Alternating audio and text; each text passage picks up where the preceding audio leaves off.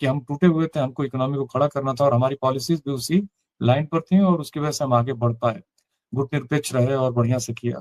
और हमारी हमेशा जो देशों की एक जो सॉवरेनिटी होती है उनके पक्ष में हम रहे, मानवता के पक्ष में रहे, युद्ध के खिलाफ बुद्ध के विचारों पर हम लगातार रहे। तो उससे कहीं ना कहीं हम अलग हो गए हैं। हमको बहुत दिन तक तो हमारी लीडरशिप को ये नहीं समझ में आया कि करना क्या है। अजीबोगरीब एक शून्यता थी। और उसका देखिए ना कि एक ऐसे नॉन एक्टिंग स्टेट पाकिस्तान को फायदा मिला है, तो साफ साफ ये फेलियर है।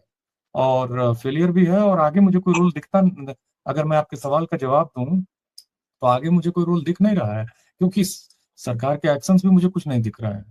तो इसलिए ये एक गंभीर संकट के तौर पर दिखाई दे रहा है। इनफैक्ट भारत ज्यादा प्रभावित हो गया है। जैसे कि प्रभावित होना था जापान, चीन, भारत को, और साउथ एशियन, बांग्लादेश में भी क्राइसिस शुरू हो गई है, कई सारे देशों में क्राइसिस शुरू हो गई है। और हमने देखा कि ईरान ने कैसे श्रीलंका की तारीफ की, जो उसका एक युद्धपोत था, वो उसको खड़ा किया था गाल में या फिर कोलंबो में।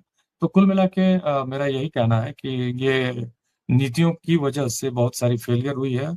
उसकी वजह से गैस, पेट्रोल, डीजल और तमाम तरह की चीजों की संकट, खाने पीने का, उसकी सप्लाई चेन का, और पूरे भारत की इकोनॉमी पर एक कम महत्वपूर्ण असर पड़ने जा रहा है, और जिससे बहुत सारी चीजें संकट में आएंगी।